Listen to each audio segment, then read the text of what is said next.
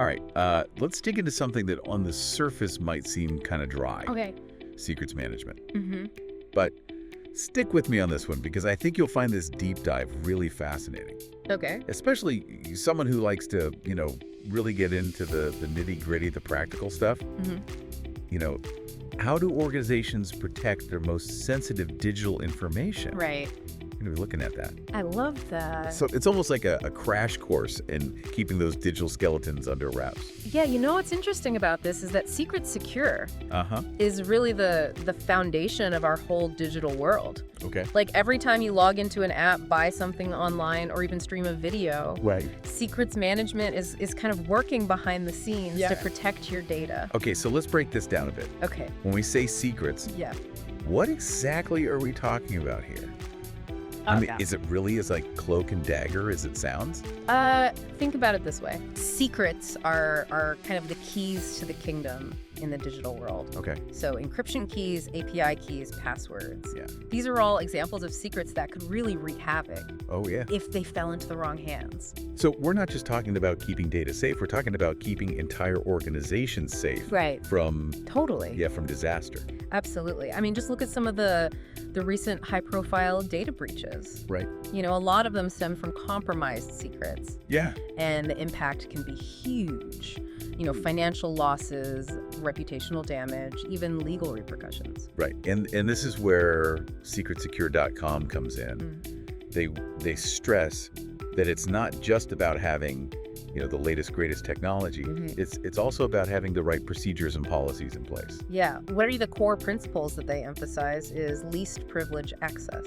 Oh, wow. It might sound kind of complicated, but it's actually a very simple but powerful concept. I have to admit, Yeah. least privilege access within privileged access management, Yeah. that's a mouthful. It is a mouthful. Can you break that down first? Sure. So imagine you have a team working on a confidential project. Okay. You wouldn't give everyone access to everything, right? You would only give them access to the specific parts they need to do their jobs. Okay. No more, no less. So it's kind of like, those old spy movies where each agent only knows a little piece of the mission. Exactly. Exactly. It minimizes the risk of a single compromised account exposing everything. Right. And there's a great YouTube video actually in the source material that walks through a practical example of how this works in a real-world scenario. Oh, the one with the super long title? Yes, that's the one. I have to admit, it's a little intimidating. It is a bit long.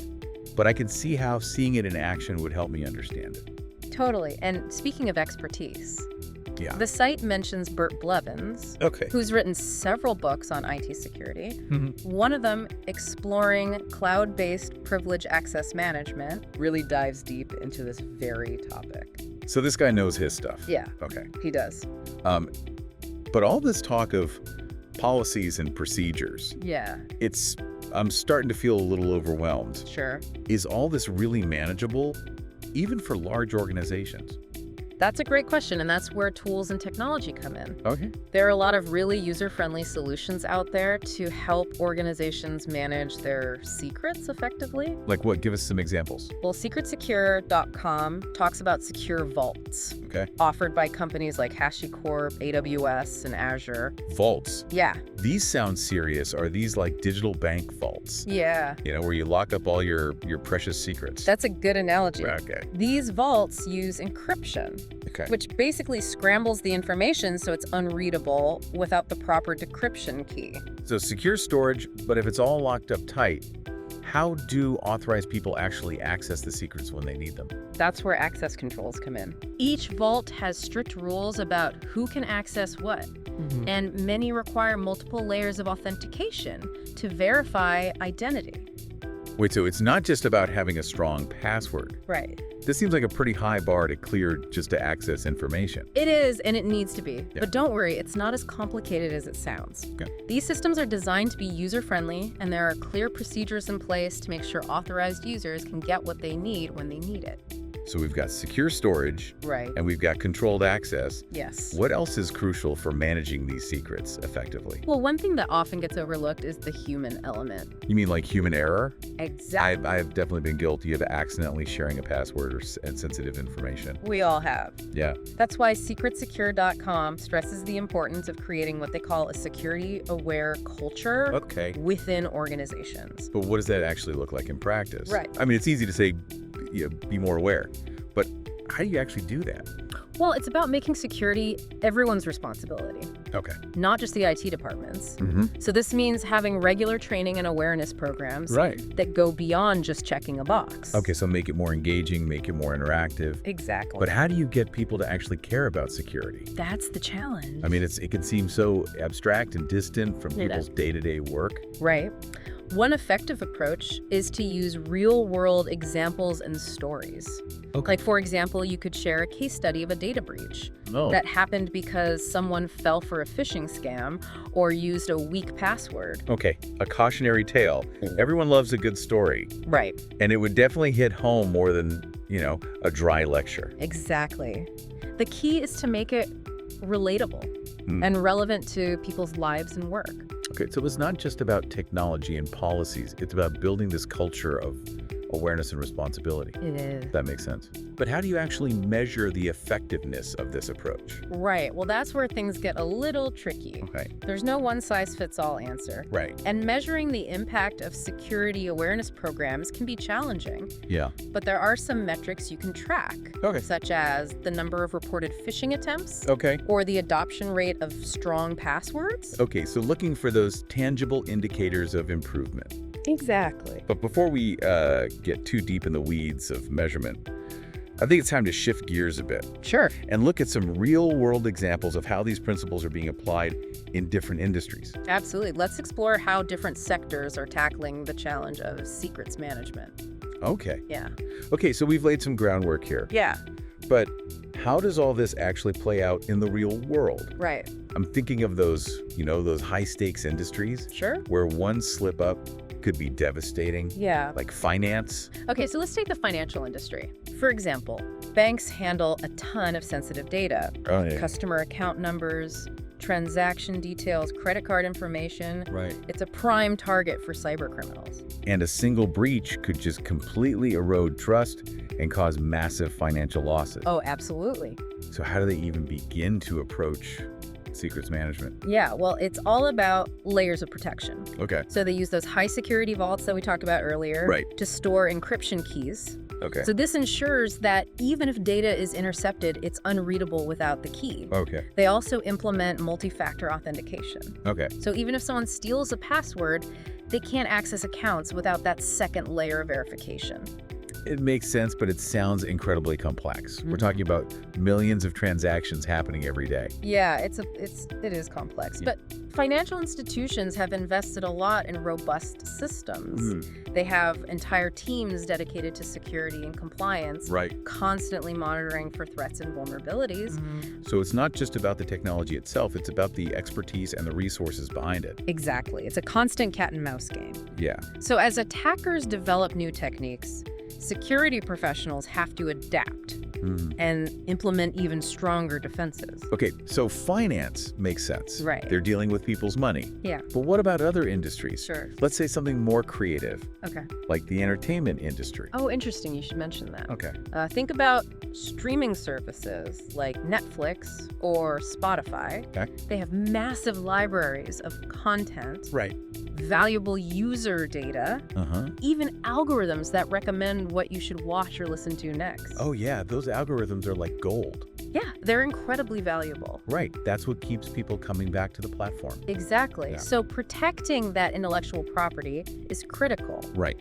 These companies use a combination of encryption, digital rights management, Okay. and even machine learning Wow. to detect and prevent unauthorized access. So even AI is playing a role in secrets management. It is. It seems like every industry has its own unique set of challenges It does. and strategies. Absolutely. But it all comes back to those core principles. Right. Least privilege access, strong policies, a culture of security awareness, Right. and the right tools for the job. But even with all of those measures in place, things can still go wrong, right? Unfortunately, yes. I mean, we hear about data breaches all the time. There's no such thing as perfect security. Yeah. And that's why it's important to have incident response plans in place. Okay. So if a breach does occur, organizations need to be able to contain the damage, identify the cause, and recover quickly. That's a really good point. It's not just about preventing the breaches, it's about minimizing the impact when they inevitably happen. Exactly. And this brings us back to something we touched on earlier. Okay. The human factor. Sometimes the weakest link in the security chain isn't the technology, it's the people using it. You mean like falling for phishing scams or using weak passwords? Exactly. I have to admit, I've been guilty of both. We all have. It's human nature to want things to be easy and convenient. Right. But when it comes to security, those shortcuts can come back to bite us. Okay, so this isn't just about, big corporations and their fancy systems. Right. It's about all of us taking personal responsibility for our own digital security. Yeah. So what are some practical things that we can do to keep our secrets safe? Okay, well, first and foremost, strong passwords are a must. Okay. I know it's a pain to remember a bunch of complex passwords, but using a password manager can really help. I've heard of those, but I've always been a little hesitant to trust them. Sure. What if the password manager itself gets hacked?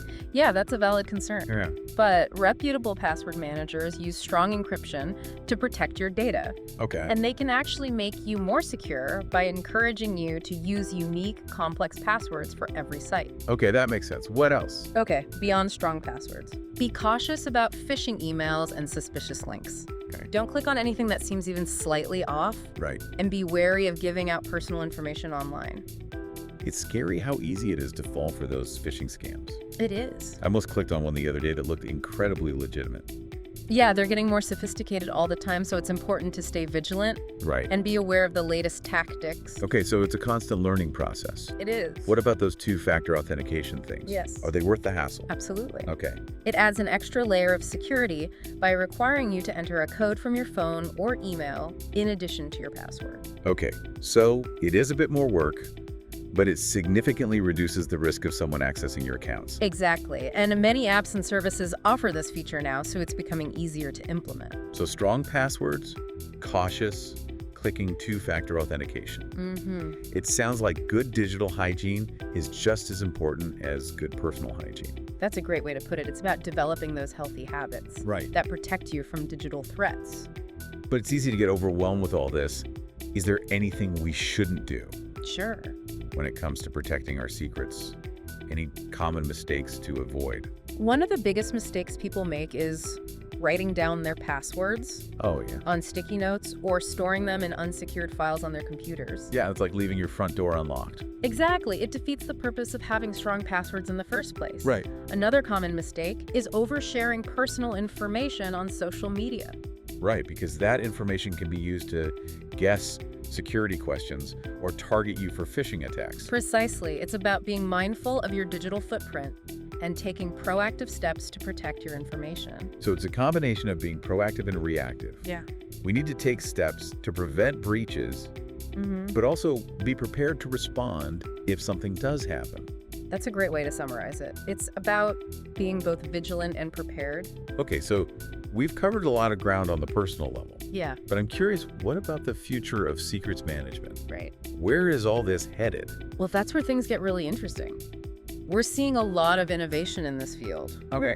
with new technologies and approaches emerging all the time. Like, give us a sneak peek into the future of secret security. Okay, well, we're seeing a growing interest in things like biometrics, Okay. blockchain technology, and even quantum computing. Well, on quantum computing. Yes. That sounds like something straight out of science fiction. It does, but it's becoming a reality. Wow. Quantum computers have the potential to crack many of the encryption methods we use today. Oh, wow. Which means we need to start thinking about new ways to protect our secrets. That's mind-blowing. So the future of secrets management is this race against evolving technology. It is. Seems like we're going to need even smarter, more sophisticated approaches to keep those secrets safe. Absolutely, but that's what makes this field so exciting. There's always a new challenge to tackle, a new puzzle to solve. Well, I think we've given our listeners a lot to chew on today. Yeah. Before we wrap up, I want to circle back to something you mentioned earlier. Okay. The importance of a security-aware culture. Right. What does that really mean in a practical sense? How can organizations create that kind of environment? Yeah, well, it's about embedding security into the very fabric of the organization.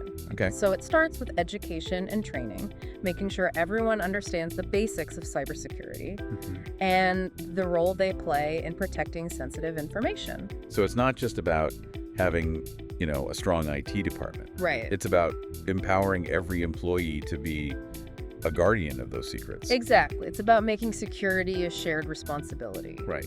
And that means creating a culture where people feel comfortable reporting potential issues Right. or asking questions without fear of blame. That's crucial. If people are afraid to speak up, problems can just fester and get worse. Exactly. It's also important to have clear policies and procedures in place.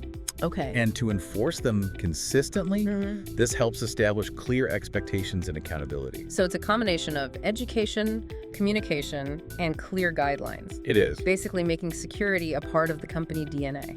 That's a great way to put it. It's about creating a culture where security is everyone's priority, not just an afterthought. Yeah. And that's how you truly keep those secrets secure. It's amazing we started this conversation, maybe a little intimidated by secrets management, but I'm actually feeling kind of empowered about taking control of our own digital security.